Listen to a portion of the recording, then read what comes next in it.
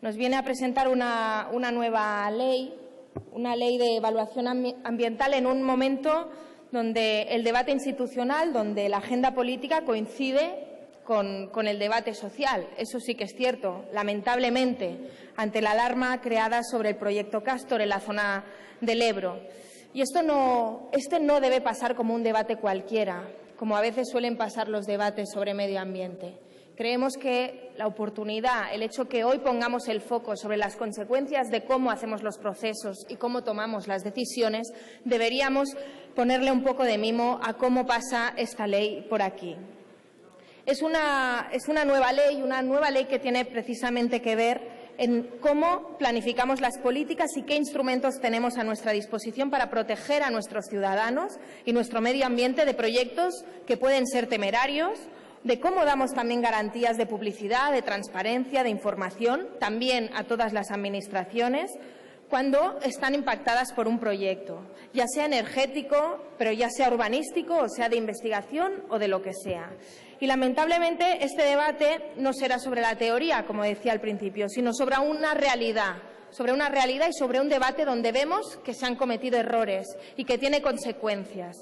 Por tanto, deberíamos seguramente ver esta ley sobre esa realidad. Nuestro grupo ha presentado una enmienda a la totalidad y basada en 6 argumentos. Y uno primero es esa cuestión de forma, el procedimiento legislativo. Usted entra, de nuevo, una ley a este Parlamento tramitada por procedimiento de urgencia, limitando el debate parlamentario y la participación en la elaboración de una ley que es transversal, que tiene impactos múltiples en sectores de la sociedad y que afecta a distintas administraciones públicas, pero que también tiene que ver precisamente con garantías de participación. Y usted lo que hace es traerla aquí por el trámite de urgencia y sin dar ninguna garantía ni al propio Congreso de hacer bien las cosas. Pero además, usted nos ha venido a justificar una urgencia, sinceramente, que solo se entiende como una urgencia personal, pero no una urgencia ni para los ciudadanos, ni para el país, ni para el Congreso a la hora de tramitar esta ley.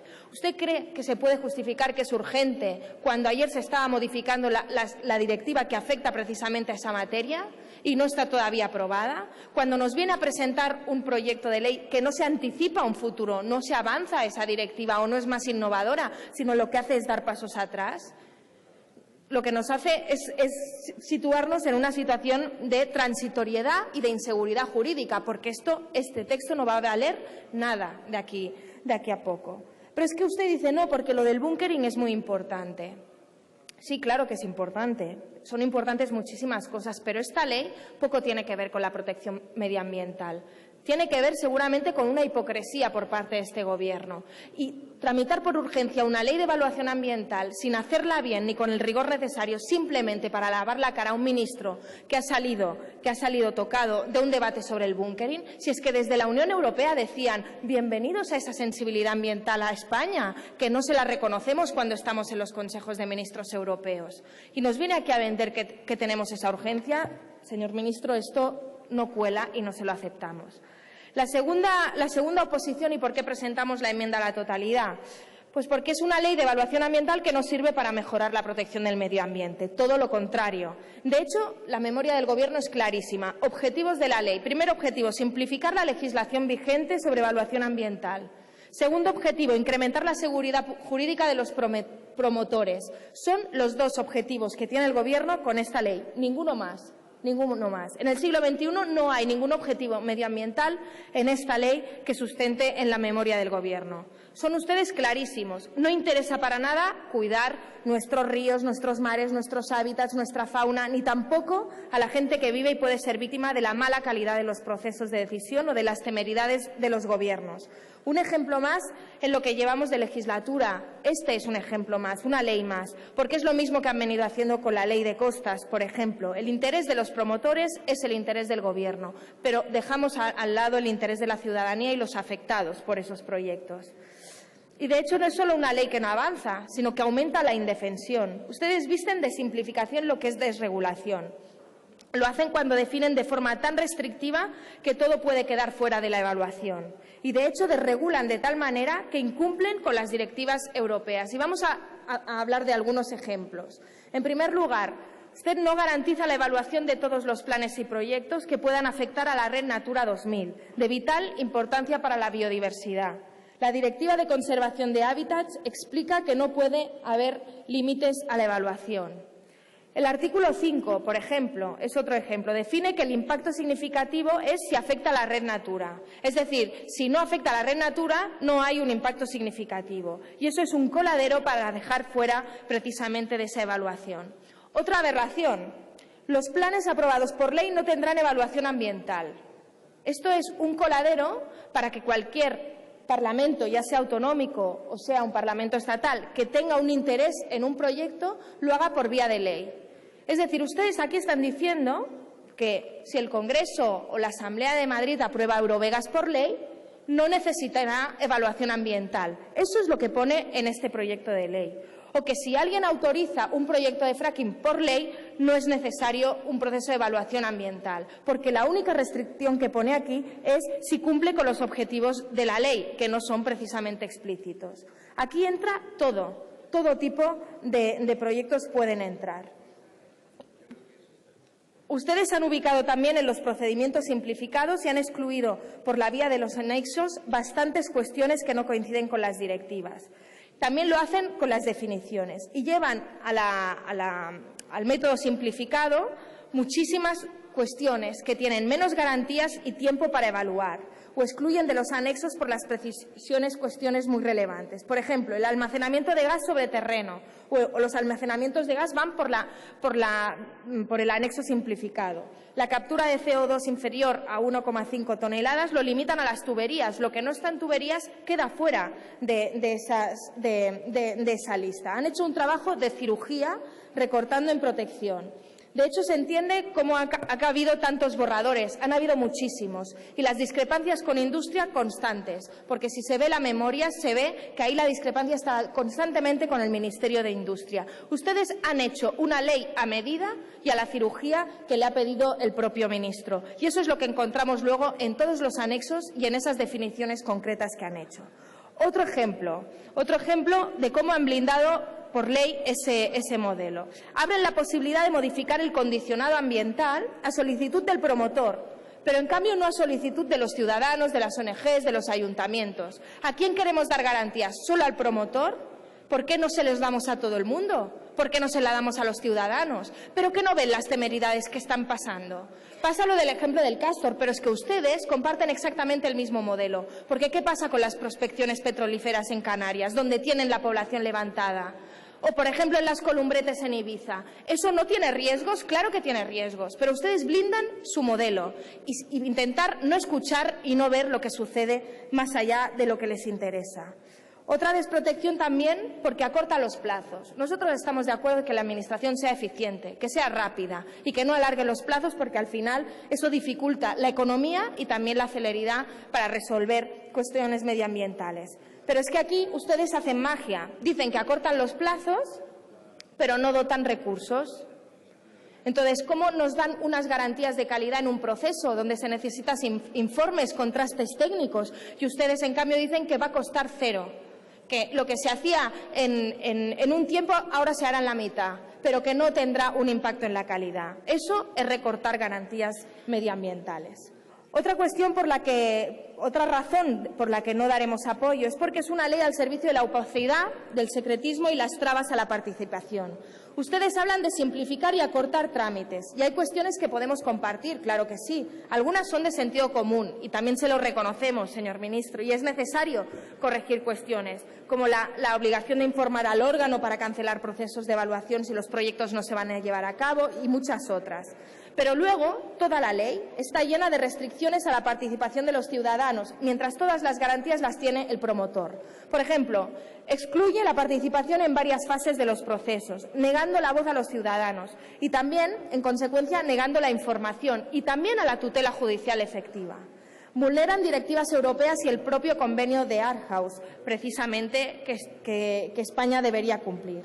La falta de transparencia y la opacidad es el germen de los desastres. Mire el proyecto Castor. La plataforma en defensa de las terras de Alsenia fueron ninguneados, no fueron escuchados. Tampoco fue la Generalitat de Cataluña, porque siempre la actitud es la confianza ciega en esa tecnología que nos salvará, que no hay riesgo cero. Y no es cierto, no es cierto. Escuchen un poco más a lo que nos puede pasar. Por lo tanto, faciliten la participación. Los intereses legítimos de un promotor deben contrastarse con los interesados, los que viven en un territorio, las organizaciones encargadas de velar por el medio ambiente, porque los ciudadanos de Terras de l'Ebre tienen derecho a decidir si a su alrededor, además de las centrales nucleares, la química y todo lo que conlleva ese territorio, también quieren proyectos de este tipo. La opacidad la concretan, además, con el artículo 15, que habla de confidencialidad. Y aquí incluyen no solo la información privada de la empresa, sino también la información de las administraciones públicas. Y eso es información ambiental. Y luego ustedes nos quieren hablar de transparencia. Otro ejemplo son las consultas previas que antes eran obligatorias.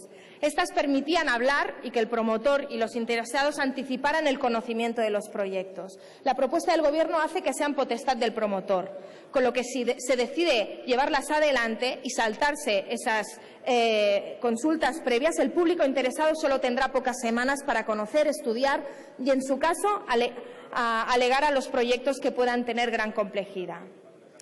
Otra razón, además de la opacidad y la falta de participación. Los bancos de conservación, que usted vende como el gran instrumento. A nuestro entender, esta es una ley que con este instrumento lo que hace es mercantilizar el medio ambiente, eximiendo la responsabilidad pública de la protección. Los bancos de conservación es una figura que tiene que ver con la incapacidad, precisamente, del Gobierno de valorizar de forma integral el patrimonio natural de todos los ciudadanos y de las futuras generaciones. Ustedes instauran el principio de especular con el medio ambiente o con el derecho a dañarlo. Además, ven en esto como la gran solución o panacea. Pero no hay antecedentes en Europa, no hay precedentes en Europa y precisamente nuestra legislación ambiental se referencia en Europa y no en Estados Unidos. Ustedes lo que están es cambiando el concepto de quien contamina paga por el quien paga contamina y, por lo tanto, alguien puede paliar un daño que ha hecho comprando derechos de contaminar. Sinceramente, no entendemos que este sea un instrumento. Pero es que es la filosofía del Gobierno. Usted, cuando habla del mercado de derechos de emisión, dice ¿veis qué bien, qué barato hemos comprado los derechos de emisión? Que eso lo que significa es que se ha hundido el precio del carbono y ahora contaminar sale muy, muy, muy barato. Esa no es la solución para luchar contra el cambio climático, igual que los bancos de conservación no lo son para proteger la biodiversidad. Otra cuestión. Es una ley inconstitucional, desleal con las administraciones públicas, una ley que vuelve a recentralizar de forma flagrante las competencias autonómicas. Porque usted dice, es una legislación básica, pero es que si se ha dedicado a legislar al detalle, cosas que deberían ir en reglamentos. Eso es saltarse todas las competencias de las comunidades autónomas. Y además usted lo dice claramente en el preámbulo, el objetivo es homogeneizar y recentralizar. Pero no para hacer un mínimo de garantía medioambiental, sino para vaciar la capacidad de las comunidades autónomas para proteger. Otro ejemplo, con el proyecto Castor, fue la Generalitat de Cataluña, cuando estaba gobernada en ese momento por Iniciativa por Catalunya Verds, en el Departamento de Medio Ambiente, quien insistió en 2 ocasiones la necesidad de hacer informes técnicos del impacto sísmico que podía hacer. Ustedes con esta ley restringen todavía más la capacidad de las comunidades autónomas a participar en esos procesos. Esto es una temeridad y una deslealtad institucional. Otra razón por la que planteamos la enmienda a la totalidad es porque es una ley hipócrita y que solo sirve para lavar la imagen del Gobierno. Ustedes hacen esta ley para legalizar el fracking y compensar la irresponsabilidad que supone la fractura hidráulica. Una técnica que comporta riesgos sísmicos, uso de productos químicos altamente contaminantes en el subsuelo, consumo de litros de agua, un recurso que no tenemos en este país, cuando en otros países se ha demostrado lo dañino que es para el medio ambiente y la salud de las personas. Dicen que lo someterán a evaluación ambiental. Hombre, es que solo faltaría. ¿Ustedes se creen que una técnica tan agresiva como esta, que fractura las rocas, que inyecta productos químicos en el subsuelo, se puede hacer sin evaluación ambiental? Sí, no, usted es capaz de pensar que se podría llevar a cabo. Pero esta ley solo es para lavarse la cara. Y otro ejemplo de hipocresía o de marketing verde del Gobierno es lo que le decía del búnkering. Lo regulan, que aunque lo vemos positivo, no es por sensibilidad medioambiental, sino precisamente para lavarse la cara. En definitiva, es otra ley al servicio del Partido Popular y de los intereses que lo acompañan, muy alejada de lo que necesitaríamos hoy como una ley de evaluación ambiental a la altura de las circunstancias y de Europa. Una ley que se basa en el principio del todo por el dinero y la confianza ciega en la tecnología. En esa forma de estar, cuando se pensaba que lo de Fukushima nunca podía pasar, o que lo del Prestige nunca podía pasar, o que no pasan ese tipo de cosas. Esas cosas pasan y este tipo de leyes es para prevenirlas. Estas pasan y las prioridades y las alternativas pasan por defender a la gente y el medio ambiente y defender al planeta, que es el recurso más preciado que tenemos. Y la alternativa pasa por decidir con la gente sobre el futuro de su entorno, sobre los costes y beneficios de estos macroproyectos, ya sean casinos, ciudades chinas o almacenes de gas. Tienen derecho a participar, a opinar y merecen también el respeto del Gobierno, no solo los promotores. Muchas gracias. Muchas gracias, señora Ortiz.